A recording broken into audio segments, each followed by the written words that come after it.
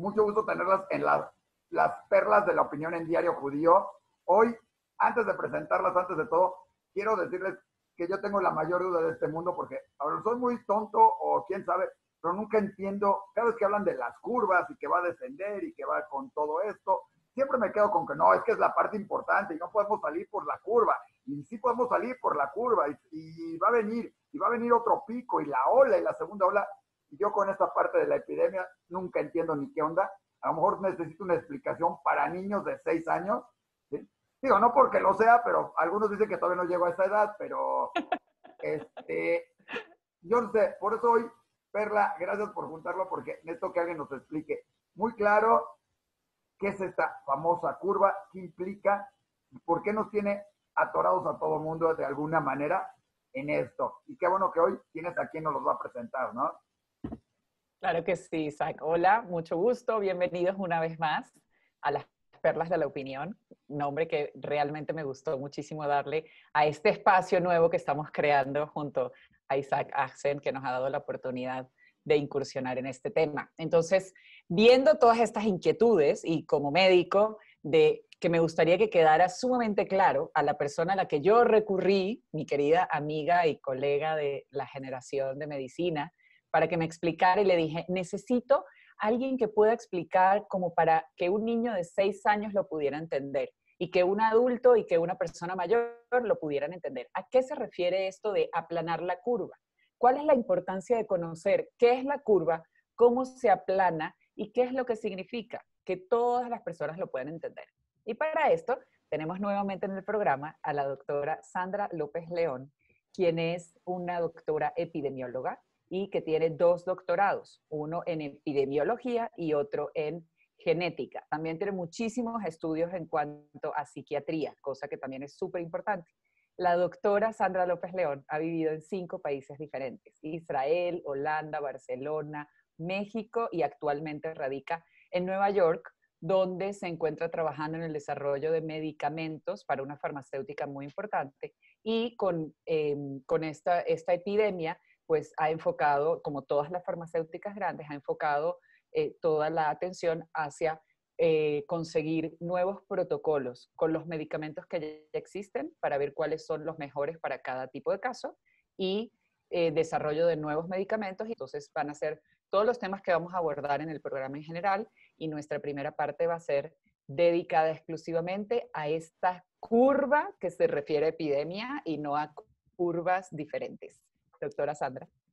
Hola, buenas tardes. Muchísimas gracias por la invitación y muchos saludos a todos. Y como me dijo Perla, quiero que expliques la epidemiología de una manera que no sea muy aburrida. La entendamos, o sea, y comprendamos por qué nos afecta y por qué hay que verla. Sí. Por eso cuando yo me dijiste esto, que entendamos, me acordé de una frase que dijo Albert Einstein, que dice que si tú entiendes algo, puedes ser capaz de explicárselo a un niño de 6 años. Entonces, por eso vamos a hablar de una manera desde el principio, muy sencillo, y les voy a compartir mi pantalla. Para empezar, desde el principio vamos a hablar de lo que significa la epidemiología. La epidemiología es una palabra que viene del griego, que se divide en 3. Epi es sobre, demi es el pueblo y logía es el estudio. Entonces es la ciencia que se estudia las enfermedades médicas, no nada más dónde se presentan o los números, pero porque quién las puede presentar, quién tiene más riesgos, porque el ambiente o factores genéticos o otras enfermedades, para entender quién está a más riesgo de esas enfermedades. Y la epidemiología estudia todas las enfermedades, o sea, psiquiátricas y también cáncer, diabetes, pero en este caso estamos estudiando lo que es el coronavirus. Y es una epidemia porque afecta a todo el pueblo y de hecho se convierte en pandemia, que pandemia también es del griego, que pan es todos, porque es una enfermedad que afecta a todo el mundo. Por lo tanto, la solución está absolutamente en todos nosotros. Y aquí me gustaría hablar del dibujo que tengo aquí. Este dibujo viene de un concurso que un artista mexicano hizo, Eduardo Urbano, y le pidió a todos los niños que pintaran el coronavirus. Y este es uno de los dibujos que ganó primer lugar. Alan Saldaña lo pintó. Y a mí me encantó. esto porque enseña lo básico, lo que muchísima gente no entiende, que el jabón es el antídoto para el coronavirus. El jabón es algo que revolucionó la medicina. Hasta en el siglo XIX que un cirujano en Hungría pudo demostrar que si en las cirugías se lavaban con jabón, había muchos menos muertos, porque antes afilaban el cuchillo, el bisturí con el zapato. Entonces había muchísimas infecciones y muchos muertos. Y es realmente una bendición tener jabón. En muchísimas pandemias en la historia de la humanidad no había jabón y muchísima gente se murió. Para empezar, le dije a mis hijos, ¿qué te gustaría saber de los números? Y me trajeron 4 preguntas. Una es, quiero entender las gráficas, porque se la pasan enseñando gráficas, pero no entiendo nada. También, ¿para qué sirven? O sea, a mí, ¿en qué me sirven? Y también quiero saber qué número es el importante. O sea, dime un número que es importante. Y después, lo que es la mortalidad y letalidad, que todo el mundo habla, pero yo he visto que la mayoría no entiende lo que es y también lo usan de una manera que es errónea. Pero bueno, también hay mucha gente que me han dicho, oye, ¿por qué estás tan metida en los números cuando todo el mundo sabe que estos números pues son una muestra de la población? O sea, puede ser que se tienen que multiplicar por 3 o por 8 o por 10 o por 20. Entonces, pues, ¿por qué estás tan metida con los números si no nos sirven de nada? Pero lo que les quiero enseñar aquí con las gráficas es que sí, estos números sí se pueden hacer conclusiones de las gráficas y de hecho, pues los gobiernos están haciendo conclusiones con estas gráficas, compañías deciden a dónde mandar el dinero y los medicamentos y también las decisiones de nosotros dependen de estas gráficas. Entonces es importante ver a lo que se refiere. Entonces, como me pidieron, vamos a empezar desde el principio. Esto es una gráfica que, hablando estrictamente del coronavirus, generalmente la Y siempre se pone el número y en la X la fecha. Y el número, bueno, puede ser el número total de casos desde que empezó la epidemia al día de hoy, o el número total de muertes, pero también puede ser el número de casos que ha habido en las últimas 24 horas, que es lo que se llaman los casos nuevos, o las muertes que hubo en 24 horas. Y la fecha es, bueno, es la fecha, por ejemplo, junio 1, junio 2, junio 3, junio 4, pero a veces ven un número. Y esto es porque la fecha se puede usar si estamos viendo las gráficas de México, pero en el momento que vamos a comparar con otros países, pues otros países están a diferentes tiempos de la pandemia. Entonces, generalmente se empieza desde que empezó la pandemia. En México, el primer caso se reportó en febrero 27 y han pasado 105 días. Entonces, nosotros estamos en el día 105 y si queremos compararlo a otros países, pues nos tenemos que fijar en qué estaban cuando estaban en el día 105. Luego, hay dos figuras básicamente que nos tenemos que fijar. Una es una línea que sube, sube, sube. Y otra que es la típica que todo el mundo está enfocado, que es la curva de Bell, que tiene como una campana. Y esta es la que nos dice en qué momento de la pandemia estamos. Les voy a explicar brevemente las dos. La que sube, sube, sube.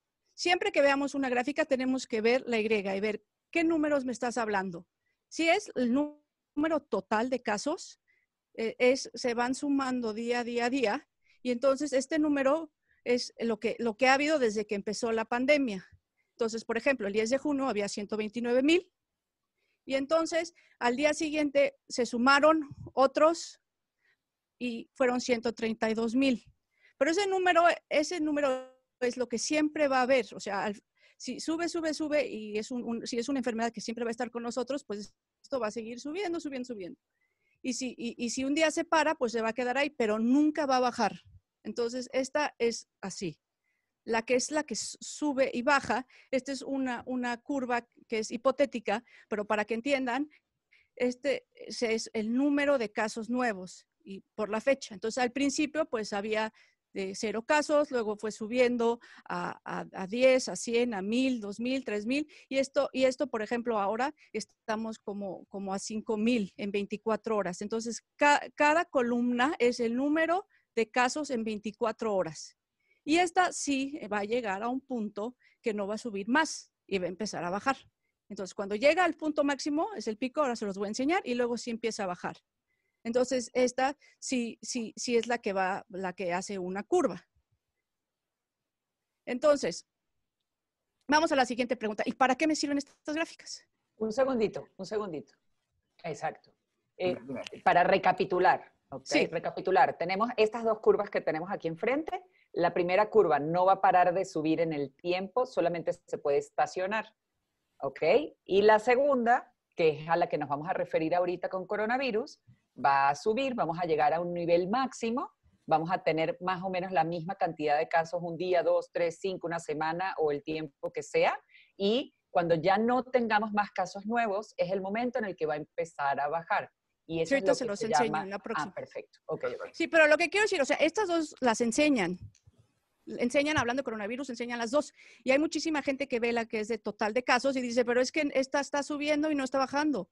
Pero es que esta nunca va a bajar. Entonces, por eso siempre tienen que ver que la que va a bajar es el casos en 24 horas. Pero Claro. bueno, si Oye, tú quieres decir, ¿para qué me sirve? Lógico, nunca va a bajar el total de casos porque siempre se van incrementando, 1 a 1, 1000 a 1000, 100 a 100, pero siempre se van a incrementar porque habla de los casos que van sumeando, pues nunca puede bajar porque no puede haber menos casos de los que ya hubo. Eso hay que dejarlo muy claro. Exactamente. Refiriendo con esa es la primera muertes, curva.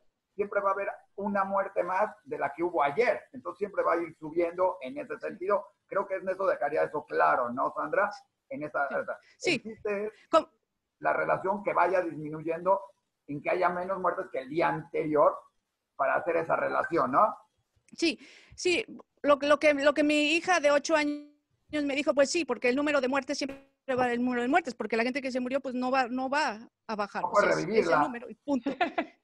Pero bueno, sería genial, sí, pero... la de esta que es la curva que sube, básicamente no nos sirve de nada, porque ya sabemos que de día a día va a subir. Y si son 5,000 o 10,000, o a lo mejor se tiene que multiplicar por 10, pues es un número que va a subir. Entonces, si ustedes van a estar viendo estas figuras o esta gráfica de total de casos, pues en sentidos prácticos no nos sirve de nada. La que nos sirve es en 24 horas cuántos casos o cuántas muertes hubo. Y aquí es se los voy a explicar en esta gráfica para que lo entiendan un poco mejor. Entonces, una pandemia empieza en 0 y va subiendo cada día. Cada día hay más casos al principio de la pandemia, donde dice sube números de casos diarios. Eso es el principio de la pandemia y van subiendo. Y esta gráfica, pues es lo que pasó en Nueva York, más o menos. Llegó un punto en que todos los días había 10,000 casos nuevos. Y al día siguiente, pues había más o menos 10,000 otra vez y otra vez 10,000. Entonces se vio que este número ya no estaba subiendo. Entonces, después, esto duró como un mes, que todos los días había 10,000 casos, que esto fue el pico. Y al mismo tiempo, pues veíamos que había como 800 muertos cada día, como por 10 días. Entonces, pues todo el mundo en este momento, que eran 10 días de 800 muertos diarios, 10,000 casos nuevos, pues era muchísima incertidumbre, porque nosotros no sabíamos si este pico iba a seguir subiendo y no sabíamos si iba a durar meses. Entonces, y es muy parecido a lo que está pasando en México. Entonces, nosotros no sabemos cuándo ya pasó el pico hasta que ya pasó, porque es en el momento que ya empieza a bajar. Entonces, no hay manera de predecir que ya llegamos al pico, tampoco hay manera de predecir cuándo va a parar y lo único que podemos ver es si estamos día a día viendo el número de casos en 24 horas, en el momento que empieza a bajar, es el momento que ya pasó el pico y entonces empieza a bajar. Y les voy a enseñar cómo se veía la de Nueva York, porque no es tan bonita como una montaña. O sea, esto es lo que es en la realidad.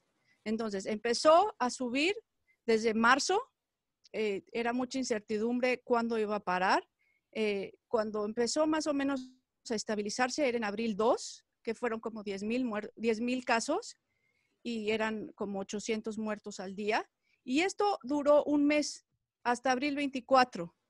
El día que más, o sea, si me quieren decir un día que hubo más casos, pues fue a abril 14, que fueron 11,500.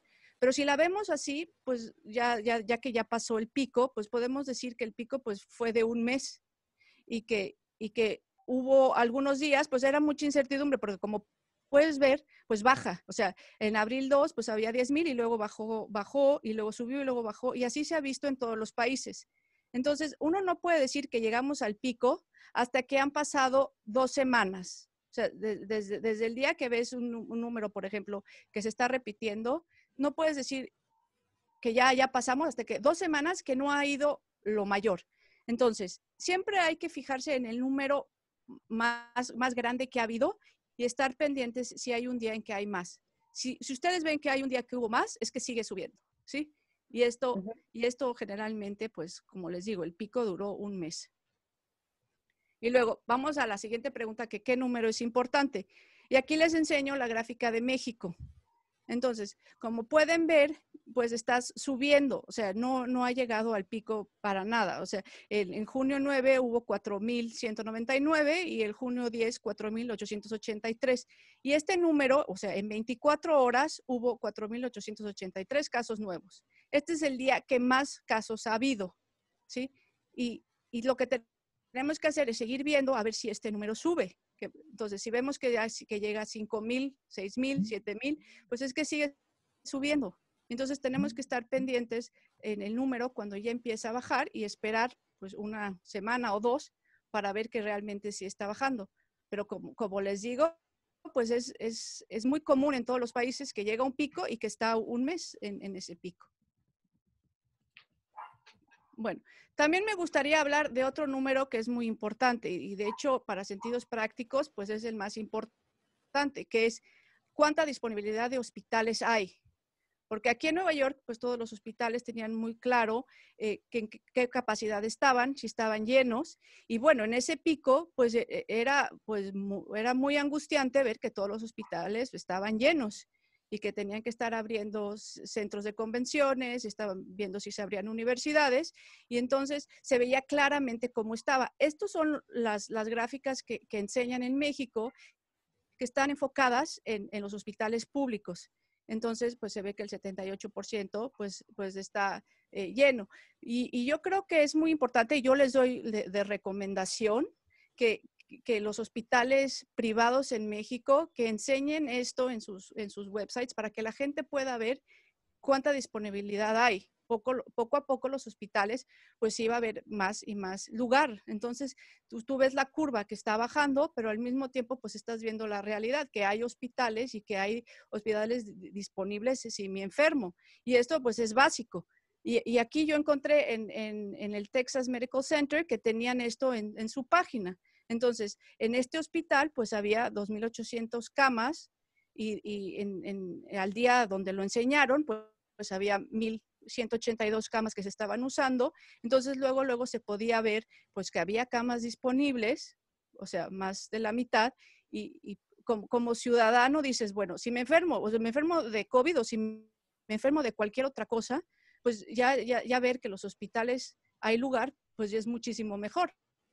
Y también, pues cuando no hay lugar en los hospitales, pues es cuando me tengo que cuidar más, o sea, me tengo que cuidar más de otras enfermedades o de accidentes o lo que sea, porque están en un momento crítico. Entonces, esta es mi recomendación, que si pueden conseguir esto, que los hospitales lo den, ya sea por día o por semana, pues sería un dato importantísimo. Bueno, y nos vamos a lo que es la mortalidad y la letalidad, que todo el mundo está hablando de esto, y vamos a ver, les voy a explicar lo que es la mortalidad. Lo que responde es, de toda la población de México, ¿cuántas personas están muriendo de COVID? Entonces, generalmente la mortalidad se saca en un año. O sea, en un año, ¿cuánta gente se muere de COVID?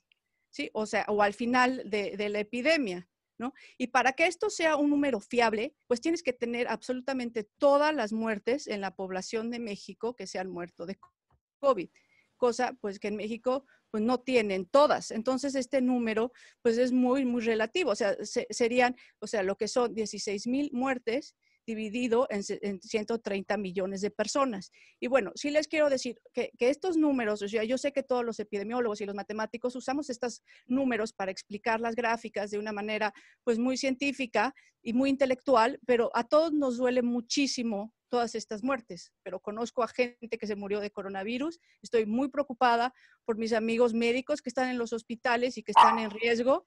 Entonces, pues sí, vamos a hablar de las muertes porque les quiero explicar cómo se pueden usar estos números, pero siempre pensando pues que son vidas y que podemos ser nosotros y que nosotros mismos podemos ser partes de las estadísticas.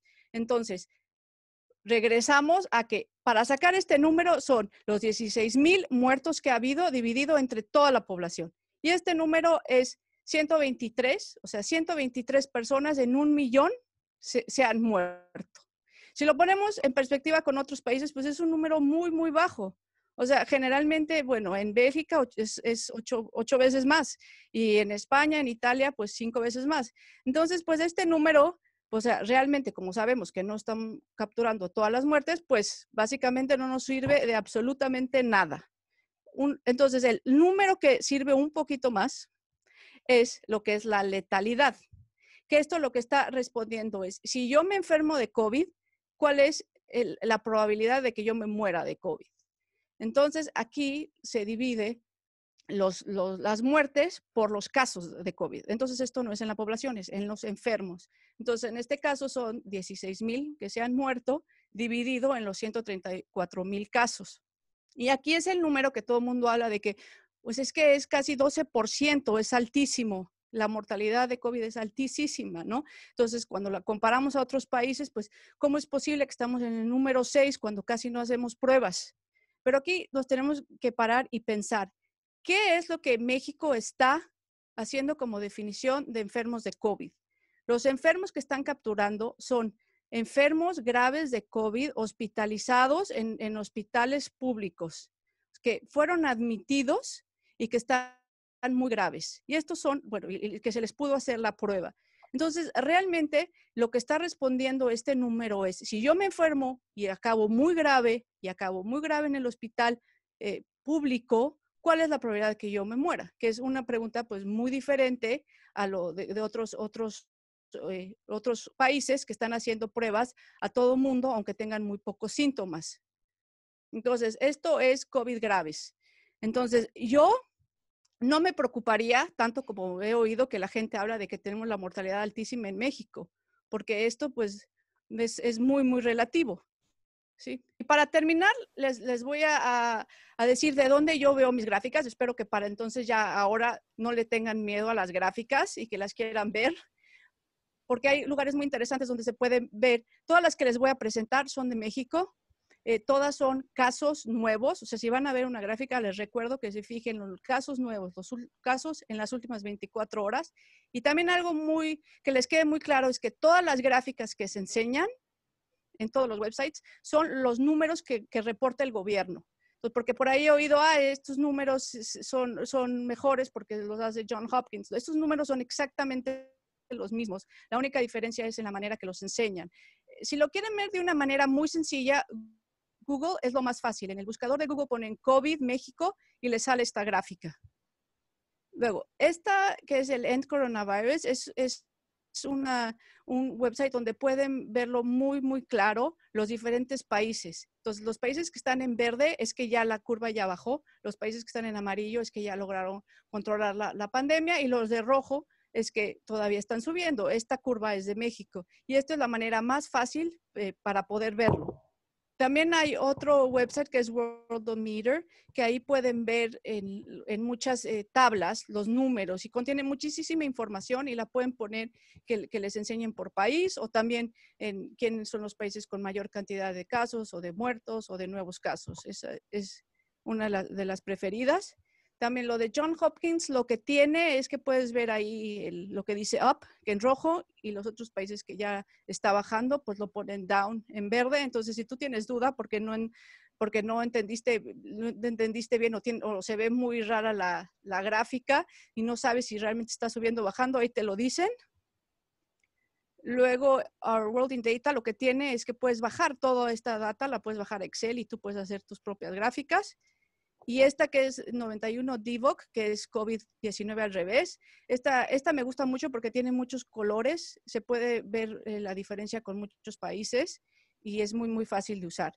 Y bueno, yo les sugeriría que se metan a endcoronavirus.org porque ahí pueden ver muy interesante todos los países y pueden ver que hay países que han tenido 2 picos, hay otros que han tenido 6, 7, 8 picos. Hay países como Irán, que ya empezó a bajar y ya estaban casi abajo y les dio la segunda oleada. y hay países pues que se han mantenido. Entonces, lo que les quiero decir es que no hay una receta y no todos los países se están comportando igual, porque todos tienen diferentes medidas, pero van a ver que también van a ver qué tan largo es los picos en estos países, porque sí es muy impresionante que en la mayoría los picos pues han sido de más de un mes, porque también yo he oído de mucha gente que piensa que el pico es de un día, pues no, va a durar y lo pueden ver en los diferentes países. Bueno. Tengo algunas dudas como niño de 6 años que me quedé con todo esto. Uno, ¿por qué motivo va a bajar la curva? ¿Y por qué podemos decir que en algunos países se ha controlado la pandemia? Yo sé que tiene que ver con varios factores, pero en el momento en que sale todo el mundo, todavía había enfermos, había gente infectada, gente que se podía infectar. ¿Cómo de repente podemos decir que países ya salieron de la pandemia cuando no ha habido una vacuna, cuando no hay un tratamiento médico y sigue siendo las mismas circunstancias? ¿Por qué al salir eso, o sea, en ese sentido? ¿Y cuándo sucederá eso en México? Porque parece, como tú dices, sigue subiendo. Entonces, en algún momento tendría que bajar, pero ¿qué se necesita? Son dos preguntas, pero la primera es entender qué está sucediendo. Porque hay países como Israel, Suecia, Dinamarca y algunos que dicen, ya salimos.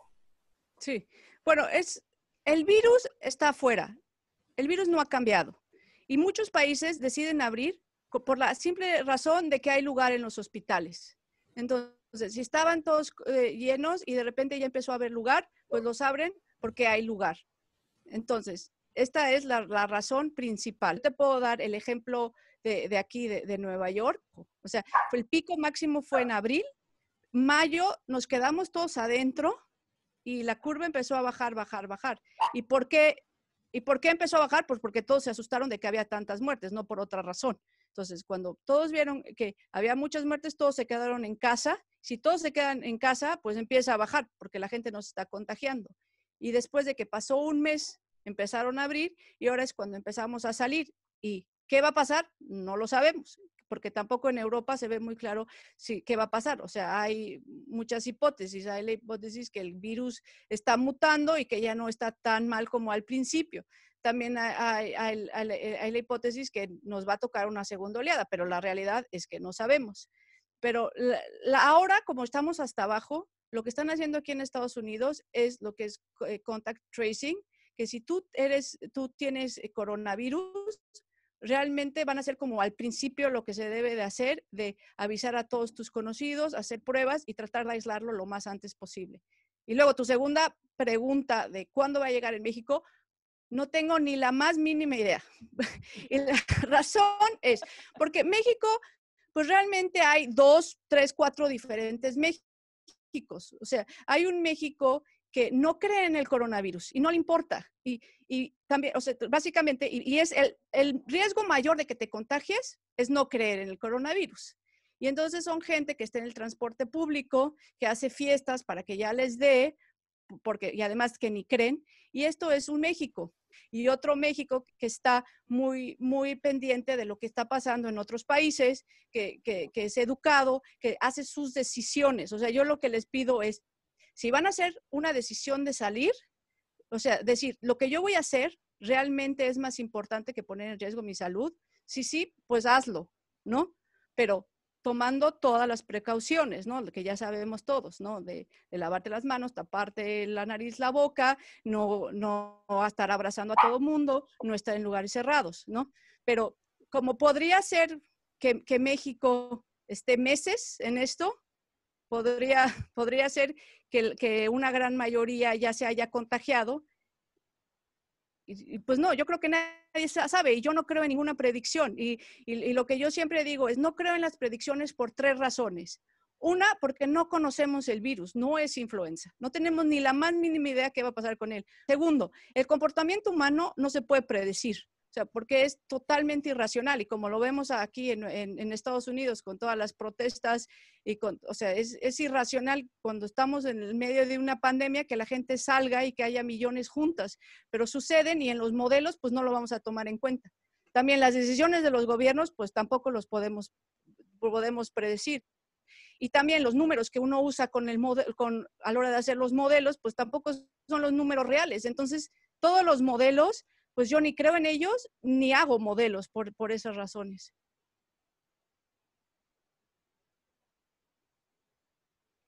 Perla, te dejaron anonadada ahí, te dejaron, ¿eh? Callada. Puedes Callada. creerlo, Oye, callada. antes de que Perla entre en todas las partes médicas, técnicas, etcétera, etcétera, justo dijiste lo de Nueva York, lo de todos Estados Unidos donde salió. O sea, Estados Unidos además ha sido el país con más muertes. Ojo, no o lo que se considera y todo. Pero hay muchos que usan estas gráficas para calificar si está bien el trabajo, si se están haciendo bien las cosas, si se están haciendo mal, si este es el peor país, este es el mejor país. Yo no sé si sea válido utilizarlas como tal porque varían mucho en muchos factores. No puedes equiparar modelos como el de México con el de Estados Unidos, con el de Suecia o con el de Brasil. Cada población es diferente.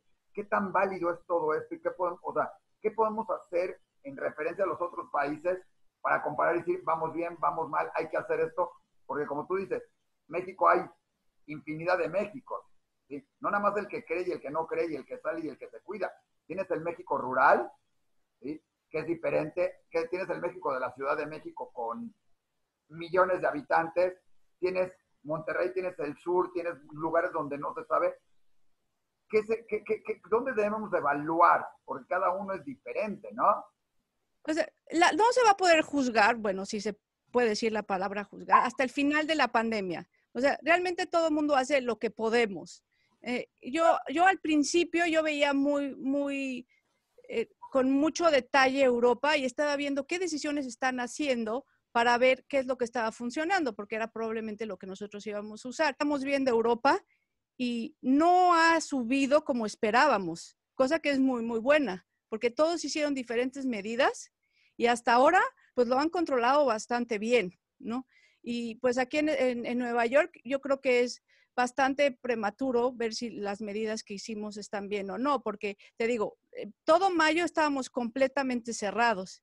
La primera vez que empezaron fueron estas protestas, que fue hace como pues 2 semanas, y si hay pues, un incremento, pues van a ser en estas semanas. Entonces yo no te puedo decir qué es lo correcto y qué no es. Pero a las alturas que estamos, yo creo que cada persona es responsable de sus decisiones. Entonces yo creo que cada persona tiene la libertad de saber, de informarse, y por eso yo les digo, usen estos números, vean si en los hospitales ya hay lugar, y si en los hospitales no hay lugar, cuídense aún más. Y si hay lugar, pues significa que está mejorando la cosa. Pero su salud y su vida está en cada uno de ustedes. Oye, justo lo que estamos hablando, más o menos acaban de avisar que México entra este lunes en la zona, en semáforo naranja. Está justo para entrar en semáforo naranja. Cuando vemos las curvas y como que todo esto, ¿qué tan riesgoso es esto? Porque ahora va a ser muy independiente, como tú lo dices, pero ¿qué puede suceder? ¿Qué no puede suceder entrando en un semáforo naranja? Y lógico, la gente va a tener que entrar con todas las medidas y precauciones, entre arcos de sanitización, abrir restaurantes, o sea, se llega una vida otra vez casi de normalidad, aunque sea semáforo naranja y no verde, pero ya hay muchas cosas que van a estar abiertas y se va a empezar a hacer. Y donde además hay focos de infección como el metro, no quiero porque el metro sea esto, sino porque hay multitud de gente. Y tú dices, sí es responsabilidad de cada uno, pero también es responsabilidad hacia los demás o de los demás hacia ti y de cómo. Entonces, ¿qué escenario podríamos ver en ese sentido con el anuncio hoy de ahorita casi de entramos en semáforo o nos preparamos para la transición para el lunes del semáforo naranja, ¿no?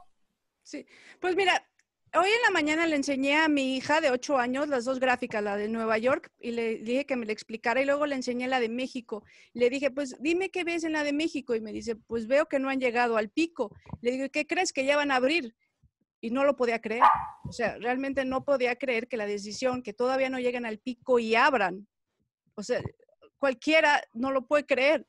Entonces, pues lo único que les puedo decir es que están casi como experimento. ¿Qué pasa cuando abren, cuando están casi en el pico? Y pues no lo vamos a saber. Una posibilidad de lo que pudiera ocurrir, un escenario probable de lo que pudiera ocurrir si abrimos este lunes a un semáforo naranja y vamos a abrir, es que se acelerara la llegada al pico? ¿Sería uno de los escenarios probables? Bueno, y también yo creo que tampoco es abrir, porque yo he oído que insisten que el virus sigue ahí, que tienen que tomar todas las precauciones y o sea, realmente no es que abran, o sea, no va a ser como antes. No, Pero sí, yo tengo entendido que va a ser con muchas restricciones en cuanto a las sí. horas de trabajo, en cuanto a la cantidad de personas que pueden trabajar y estar en los metros cuadrados al mismo tiempo y de ir como alternando muchas cosas que no es abrir por completo, es Sí. empezar a abrir parcialmente ciertas cosas. Sí, o sea, como yo te digo, no puedo yo 100% predecir, pero lógicamente uno como epidemiólogo pensaría que habría muchísimo más casos y que la curva seguiría subiendo aún más rápido, o sea, verías una aceleración de casos y que el pico tardaría más en llegar, porque ahora, si ustedes siguen en casa, o sea, va a parar cuando todos los que estén afuera se enfermen o se mueran. Pero ahora van a salir aún más, ¿sí? Y entonces, pues yo esperaría que subiera y que todos los que estén afuera o se enferman, ¿no? Entonces, lo que va a suceder es que la gente que se quede en casa, o sea, si tienen ustedes la opción de quedarse en casa, quédense en casa, ¿sí? Si tienen la opción de cuidarse más, pues cuídense más, porque el virus está ahí y va a haber mucho más casos cada vez y hay un riesgo muy, muy grande. Entonces, pues, o sea, realmente casi están haciendo lo que es la inmunidad de rebaño, que es pues que la gente, o sea, lo que hizo Suecia es que le dijo a la gente que estaba con predisposición, que era mayor de edad, que tuviera hipertensión, que tuviera diabetes, lo que les recomendó es que no salieran de sus casas, que se quedaran en sus casas y que los demás salgan. Y esto hicieron la decisión cuando pensaban que era casi una simple gripita y que no era tan mortal y que la gente que estuviera afuera pues no se iban a enfermar tan grave. Y por eso hicieron esa decisión en ese entonces. Entonces la idea era pues que la gente que está afuera se va a enfermar, como no están en el factor de riesgo, no les va a pasar nada, y que después, cuando ya pasara, que todos se enfermaran, y que ya estuvieran inmunes, o sea, que pasaran 2 semanas y que ya no pudieran contagiar, pues entonces ya sería que puedan salir la gente que estuviera adentro. Y esto es la inmunidad de rebaño. Entonces, pues yo no te puedo decir qué va a pasar en México, ¿no? Pero pues yo creo que cualquier persona, epidemiólogo, se le hace muy extraño que abran cuando no han llegado al pico. Pero no podemos saber a quién le va a dar fuerte, a quién le va a dar suave, y entonces, como no sabemos a quién, la recomendación siempre va a ser todos nos tenemos que cuidar, niños, mayores, jóvenes, fuertes, con ciertos riesgos mayores o sin estos riesgos mayores. Sí, la pregunta no es me va a dar, la pregunta es cuándo.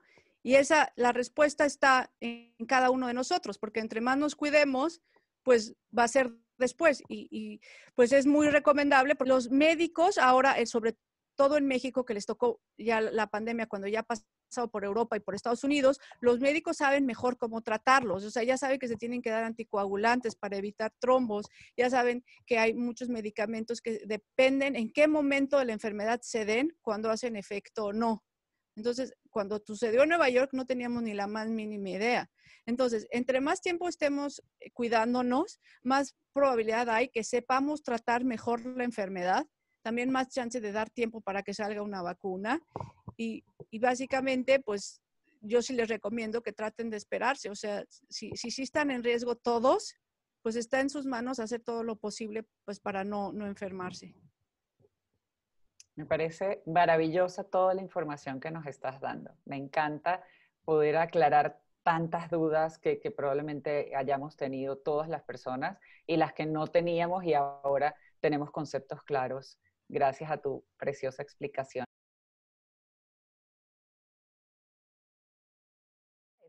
Tenemos nuevamente en el programa a la doctora Sandra López León. Decir que yo trabajo en el desarrollo de medicamentos en una farmacéutica aquí en Nueva York desde hace 12 años y ahora estamos 100% con el coronavirus. Tenemos muchísimas colaboraciones o sea, básicamente todas las farmacéuticas, todas las universidades, todos los gobiernos estamos colaborando, buscando una solución. Y las soluciones se dividieron en 3. O sea, una fue para términos cortos, lo más rápido posible. Se vio el portafolio de todos los medicamentos que ya tenemos en el mercado para ver cuál podría servir para ayudar con los síntomas en los pacientes graves que ya están hospitalizados. Entonces, aquí se identificaron muchísimos, ahora hay como 20 medicamentos que se están dando ya en los hospitales en México. Se tienen que dar a diferentes momentos de la enfermedad, cuando uno llega al hospital o dependiendo de los síntomas o si ya está muy grave. Entonces, estos se están ya dando. Todavía siguen en fase de investigación, aunque se estén dando a los pacientes, todavía no se ha hecho una conclusión de cuándo se deben de dar, a qué pacientes se les debe dar, y sigue esto de investigación. También menciono brevemente lo que es el plasma, los enfermos que ya se curaron de coronavirus. Se usa el plasma de ellos, que ya tienen los anticuerpos, y esto también se está dando. Perdón, el plasma, para que el público entienda, es una parte de la sangre. La sangre se centrifuga y se separa, y esta parte que se separa, que es donde vienen los anticuerpos, es lo que se va a usar para... Sí, se le da a los pacientes que están graves, enfermos. Entonces, estos son las soluciones a corto plazo, las que se están dando ahora. O sea, ninguna de estas es algo que es el tratamiento o que va a cambiar o que es la solución. O sea, para a corto término, ahora ya se sabe mucho mejor cómo tratar el coronavirus. Ya se sabe que hay muchísimas personas que les da coágulos. Entonces, desde el principio les dan medicamentos para que no se hagan estos coágulos, cosa que aquí en Nueva York no se sabía cuando nos dio el pico. En México ya se sabe mucho mejor cómo tratarlos. Entonces, esto es a corto plazo. Al mismo tiempo, estamos trabajando en medicamentos específicamente con coronavirus. Para que sepan, generalmente tarda como 10 años un medicamento desde que se hace hasta que está en el mercado. Y lo de coronavirus nos hemos así movido súper rápido. O sea, lo que tardaba años está tardando meses, lo que tardaba semanas, días. O sea, realmente vamos muy, muy, muy rápido. Todos están trabajando muy, muy, muy, muy, muy rápido para poder tenerlo. Y estos medicamentos que son como anticuerpos monoclonales o de partículas chicas van a empezarse a dar en los humanos, probablemente van a empezar a oír de ellos en 1 o 2 meses, wow. Pero estarán, yo creo que para final de año. Y esto sigue siendo para tratamientos, aunque los anticuerpos monoclonales se está viendo si se puede dar para prevención o para el tratamiento, pero esto todavía es lo que se está manejando en fase de investigación, que se está dando... en Israel, tú sabes, Perla, sí.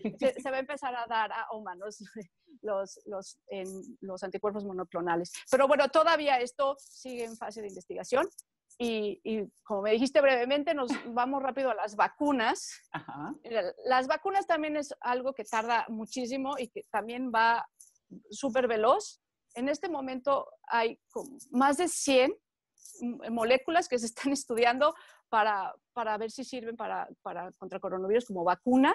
Hay 10 que ya se empezaron a dar humanos. Entonces, están en fase de investigación en humanos. Entonces, si oyen, se está dando esta vacuna, se está dando en humanos y esto significa que no se sabe si sirve, no se sabe si no sirve o no se sabe qué efectos adversos tiene.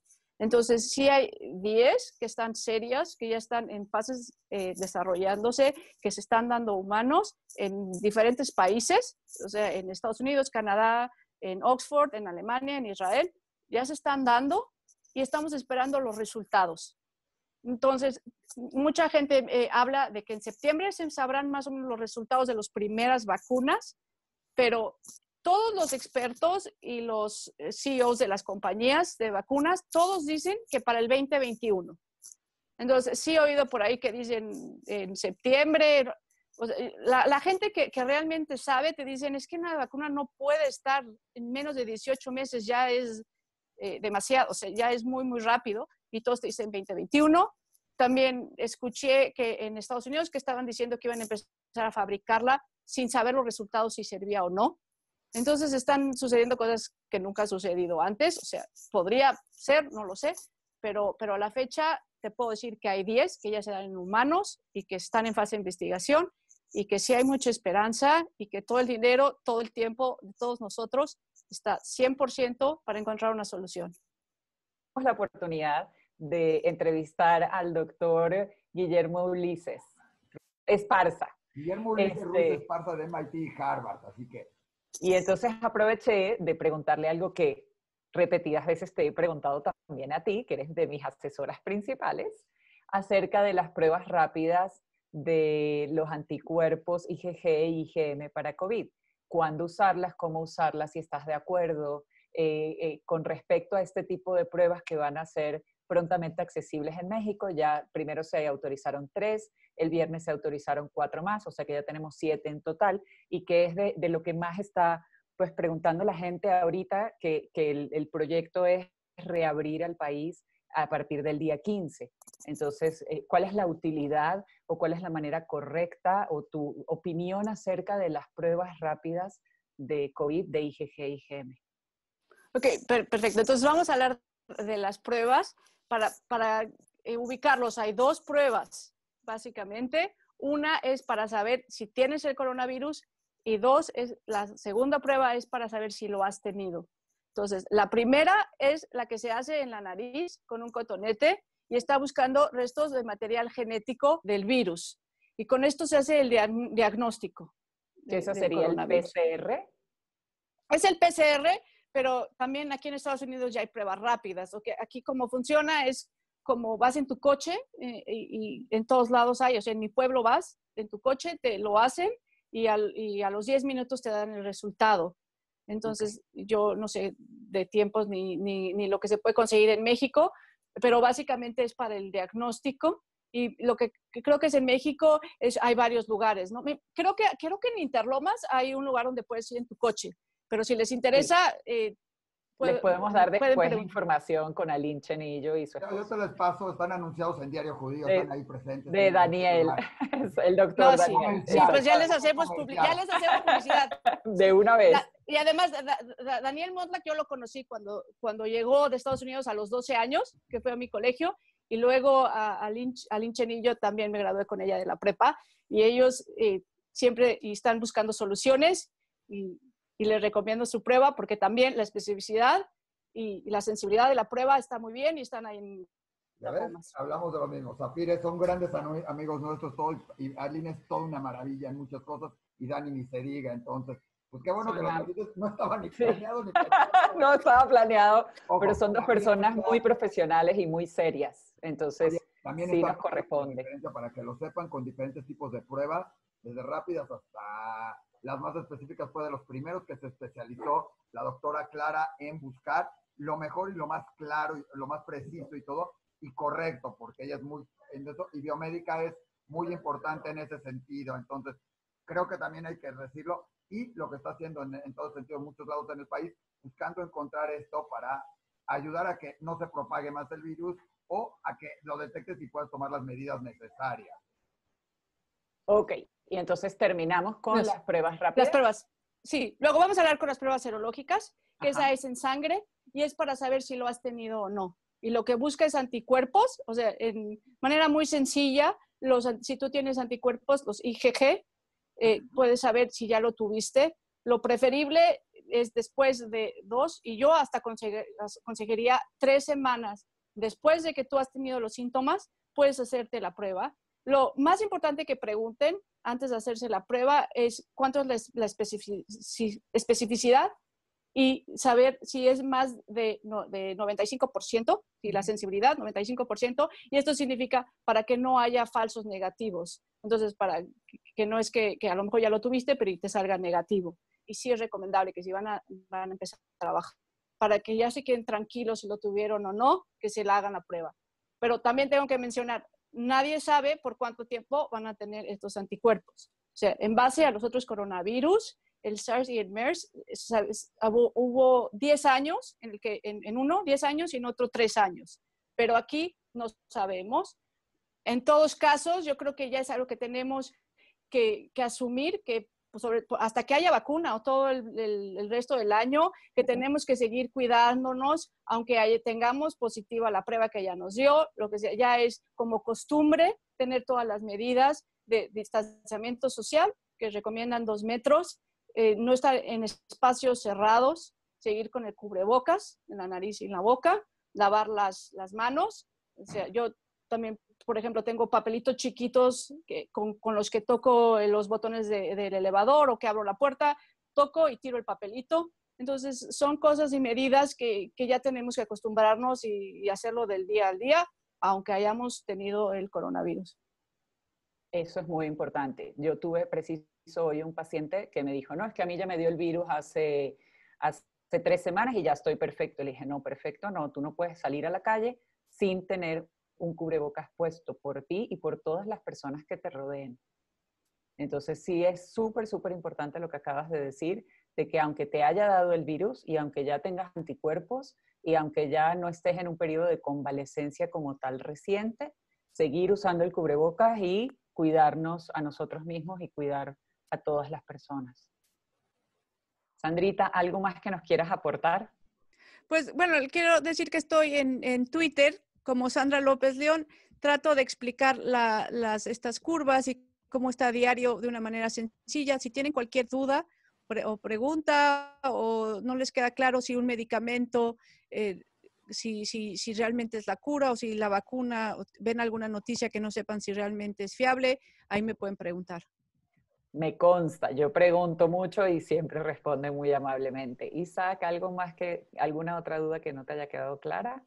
No, creo que me quedó bastante entendible, creo que quedó bastante claro en ese sentido. Y pues agradecerles a las dos, ahora sí, a la doctora Perla Mandelblum, a la doctora Sandra López León. Bueno, no sé si se tiene que decir doctora, doctora, doctora, por todos los doctorados que tenga, y todo esto, pero además soy maestra y enseñándonos claramente lo que es estas gráficas, lo que tenemos que entender y comprender y que seguramente quedará para la historia de México y de la humanidad en este sentido y poderlo platicar, porque algún día estaremos platicando y ahora sí podremos decir qué se refiere o no la curva, las tasas, las tablas, todo esto, ¿no? Muchísimas gracias, Sandra, y además por todos los demás detalles e información que nos diste, ¿no? Sí, muchísimas gracias a ustedes. Sandra, siempre es un placer compartir contigo como persona, como médico y ahora como profesora. Nos vemos una próxima vez cuando tengamos otro tema interesante que discutir. Bye. Ay.